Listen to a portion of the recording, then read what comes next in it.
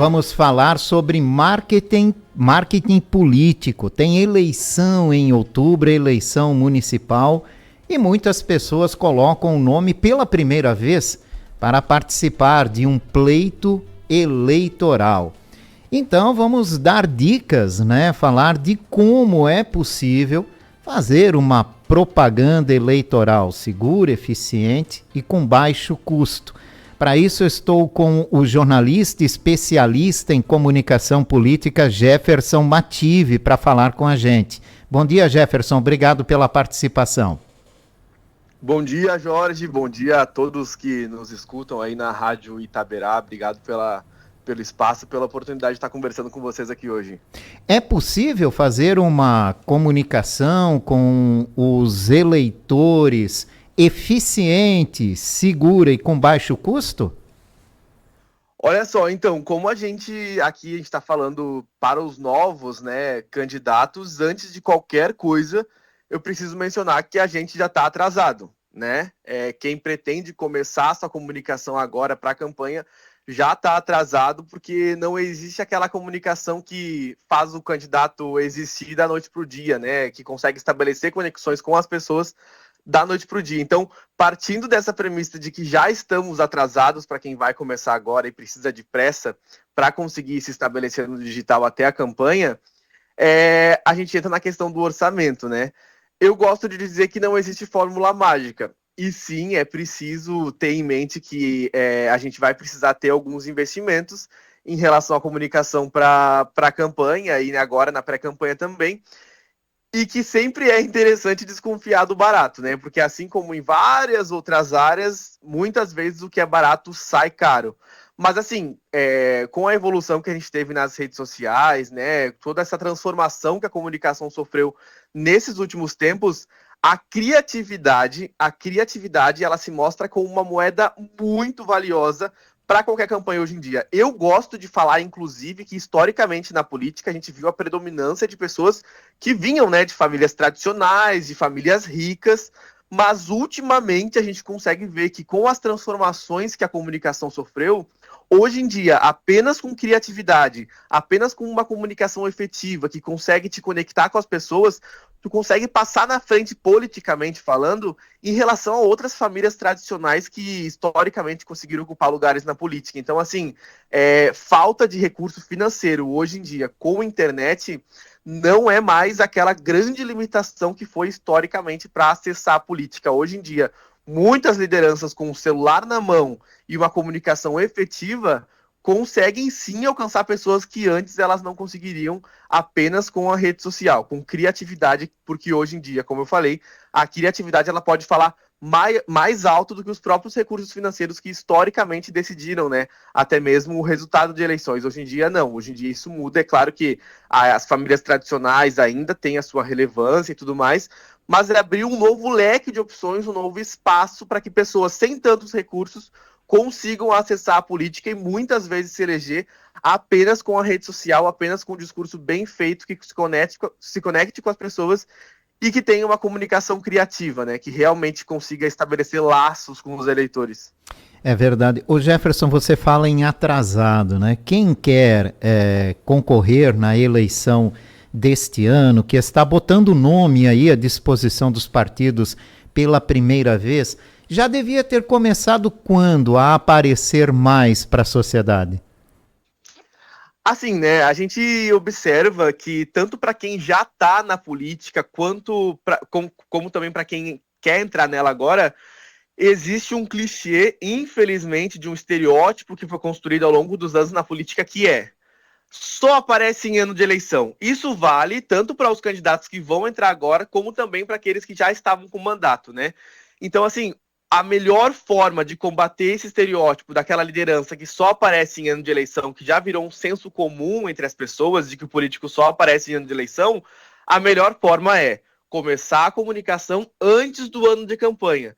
Se não tem mandato, se quer entrar agora, o ideal era ter começado o quanto antes. Mas assim, não está tudo perdido, né? Ainda dá tempo de começar, mas existe uma diferença. Antes eu costumava falar que para a pessoa, para a liderança, enfim, que quer acessar a política, ano passado eu até falava, tu precisa ter alguém que faça a tua comunicação ao teu lado, assim, que vá te conhecendo, que consiga entender a forma como tu se conecta com as pessoas. Hoje em dia já não, hoje em dia eu já digo que nesse momento que a gente está, e se a pessoa não começou, se a liderança que quer entrar na política ainda não começou a fazer comunicação para a campanha, ela sim precisa ter alguém ao lado dela, mas eu já aconselho que ela tenha alguém com mais experiência que ela contrate, seja uma agência, seja um profissional que consiga fazer mentorias, consultorias, enfim, para que consiga já agregar essa experiência, porque o ideal no momento comum é que tu tenha alguém ao teu lado que compreenda a tua forma única de fazer comunicação. Só que isso leva tempo. Agora a gente já não tem mais esse tempo para conseguir aprender a como fazer aquela comunicação única para a liderança que ainda não começou. Agora ela já precisa contratar alguém, chamar alguém que já tenha experiência, né? Seja para uma consultoria, enfim. Mas agora, considerando o prazo que a gente está, a gente não tem mais aquele tempo de descobrir como que a pessoa vai fazer essa comunicação. Claro que sempre é interessante, mas a gente já não tem mais tanto tempo sobrando. Então, o ideal já é ter alguém que tenha experiência para conseguir pular algumas etapas, sabe? Mas tu me perguntou ali quando que era o ideal ter começado, né? O ideal era ter começado o quanto antes, né? Antes de começar a falar sobre campanha, antes de todo mundo da população em si né, acordar para o fato de que estamos em ano de campanha, o ideal era isso. Mas como eu disse, nem tudo está perdido, porque se a liderança ela já tem um perfil no off que consegue conectar pessoas no corpo a corpo, que continua sendo muito importante, se ela já tem esse público, ou mesmo se ela defende uma causa que é justa, não existe o menor problema ela não ter começado a comunicação ainda, não tá tudo perdido, como eu falei. Era o ideal ter começado antes? Era, mas não é por isso que ela vai perder a eleição, até porque a comunicação ela é apenas um dos pilares que pode levar à vitória, né? Existem outros tantos, como o próprio corpo a corpo. Hoje em dia, inclusive, é importante mencionar isso, que muitos candidatos acabam achando que só a rede social vai eleger.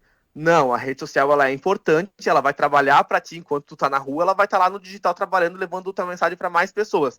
Mas só a rede social não é o ideal que ela seja o teu principal pilar, sabe? Ela é um dos, mas não o principal. Existem vários outros também que podem levar a uma vitória, a uma eleição. Você fala em comunicação efetiva, né? E como é que pode ser feita uma comunicação efetiva? De que forma? Existem várias formas de fazer essa comunicação. Eu sempre gosto de falar que eu combato fórmulas mágicas, assim, que é aquela pessoa que chega na tua frente e fala: não, tu precisa seguir esses 10 passos aqui e aí tu vai ter uma comunicação de sucesso. Discordo. Eu acredito muito, analisando as redes sociais hoje em dia, que se destaca a pessoa que tem autenticidade, que é original, que não tá fazendo aquele formato que todo mundo tá fazendo, sabe?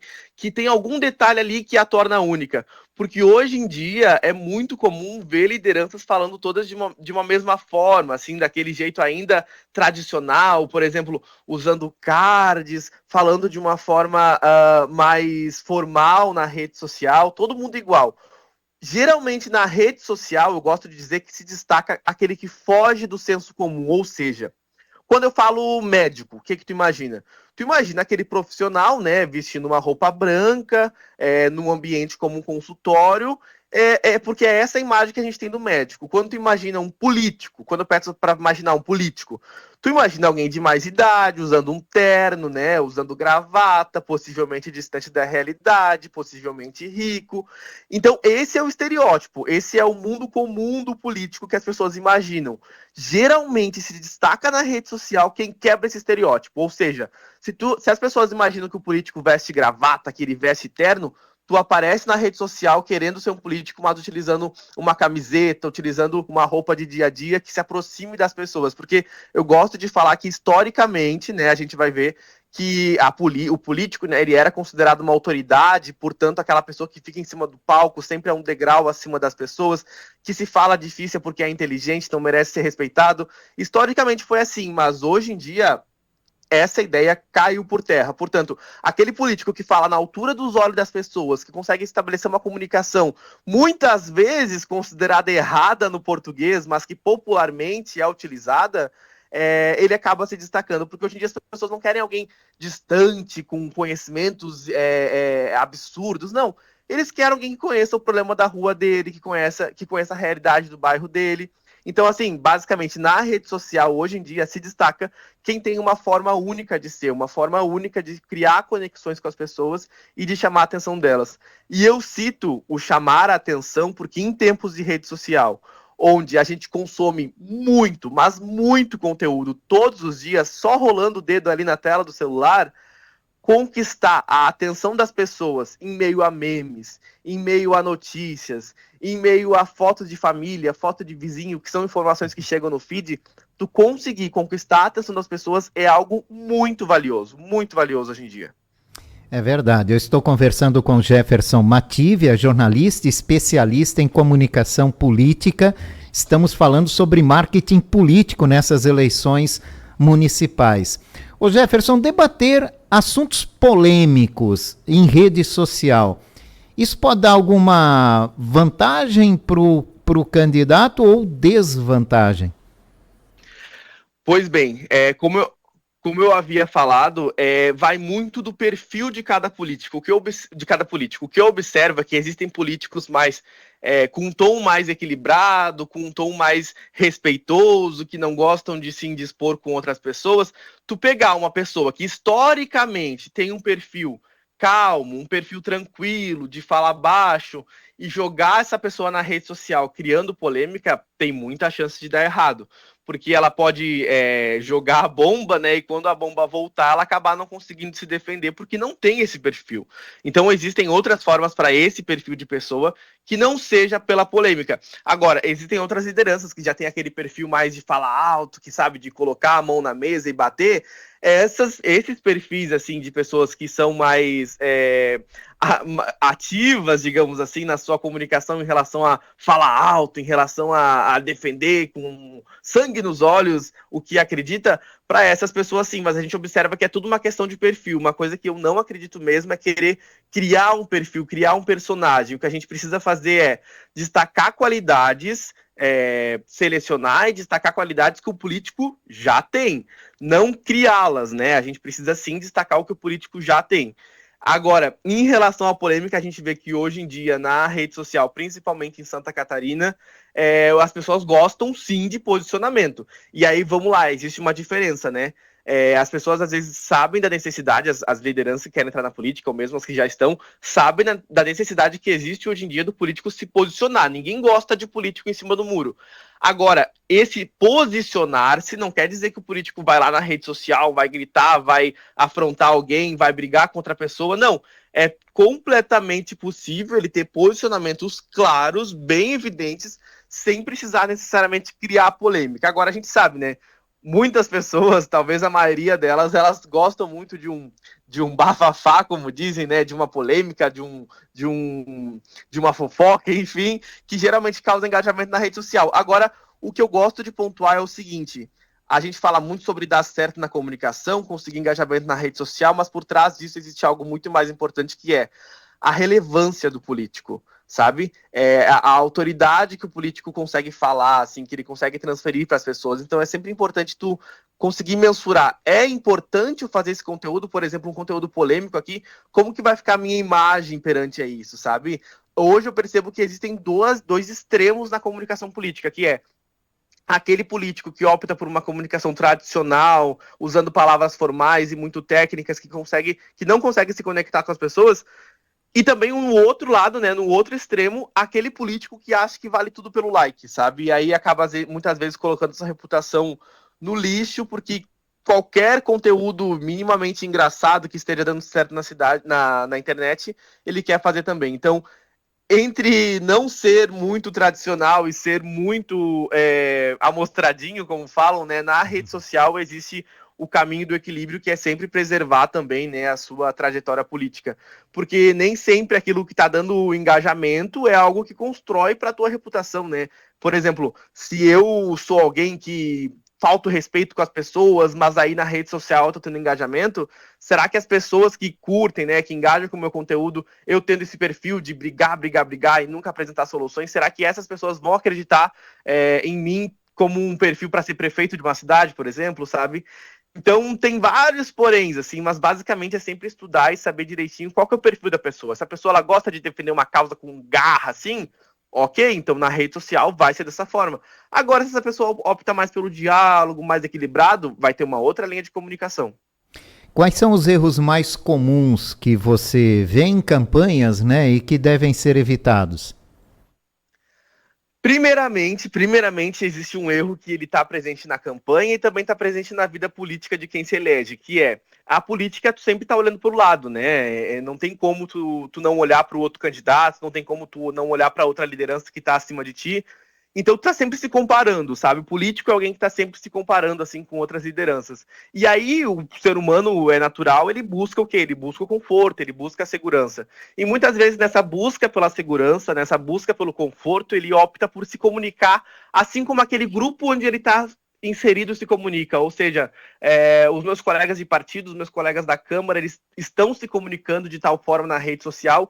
Então eu vou fazer da mesma forma, né? Porque assim eu vou junto com a boiada e acabo não chamando muita atenção, não gerando críticas, enfim, né? Ele acaba querendo ter uma mesma comunicação igual às dos seus colegas para se sentir mais confortável. Até porque muitas vezes, se tu opta por uma comunicação mais humanizada, que acabe chamando mais atenção, aquele coleguinha vem e dá e te cutuca falando assim: ah, tá todo saidinho, virou blogueirinho e tudo mais, né? De uma forma pejorativa. E aí, muitas vezes, acaba freando a comunicação do político que quer se destacar. Então, assim, o erro principal que eu vejo, tanto em campanha como para quem se elege, é querer ter uma comunicação parecida com a dos seus colegas para poder se sentir parte daquele grupo, né? Não, tem que lembrar o seguinte, é importante a articulação política, é importante, sim, tu ter o respeito das lideranças, tu ter o respeito dos políticos, mas na prática tu tá ali para agradar os eleitores, para agradar as pessoas. A tua comunicação em específico, ela precisa agradar quem está na rua, não quem está dentro da Câmara. Então, assim, tem que criar uma comunicação única, que consiga te mostrar de uma forma diferente dos outros políticos, até porque eu gosto de mencionar o seguinte, eu gosto de visualizar a eleição, visualizar a campanha como se fosse um momento em que todas as lideranças, né, todos os políticos que se candidatarão, eles vão ir para uma prateleira, como se fosse uma prateleira de supermercado. Todo mundo vai ficar exposto lá. E o eleitor é o cliente que vem e olha na prateleira qual produto ele quer escolher. Aí tu pensa comigo, qual produto o eleitor tende a escolher? Aquele que está numa embalagem parecida com as outras tantas embalagens que estão nessa prateleira, ou aquele que tem uma embalagem mais chamativa, que é diferente daqueles produtos que estão ao lado, sabe? A tendência é o eleitor escolher aquele que está vestindo uma embalagem mais diferente, né? Porque a gente quer diferença na política, a gente quer novidade, enfim. Então, sempre imaginar que a comunicação do político é a embalagem que ele está vestindo. Ele pode vestir uma embalagem que é idêntica aos dos outros e não se destacar nessa prateleira que é a eleição, ou ele pode optar por uma comunicação que a torne único, que seja uma embalagem que só ele pode vestir, que só ele tem, e aí com certeza ele vai se destacar na eleição.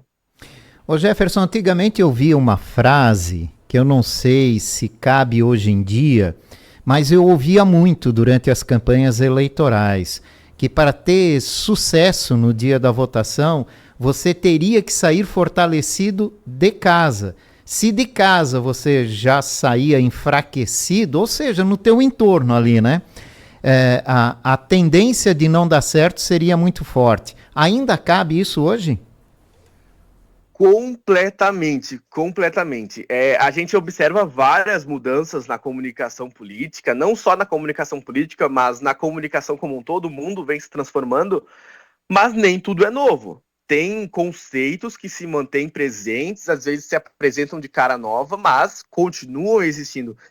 Essa questão que tu me trouxe de que é importante o político sair bem de casa para poder conquistar outros, ela se aplica muito bem a empresários, por exemplo. Aquele empresário que quer se lançar a candidato, não precisa ser uma empresa grande, mas pode ter um comércio, enfim, um restaurante, um hotel e tudo mais. Essa pessoa tem funcionários. Essa pessoa tem pessoas que convivem com ela todos os dias. E são essas pessoas que vão ser as primeiras a serem consultadas quando alguém quiser cogitar, né, votar. Ou mesmo que nem esteja cogitando, são essas pessoas que convivem com esse pré-candidato, que convivem com esse candidato, que vão falar sobre ele nas suas casas, para os seus amigos, para os seus vizinhos.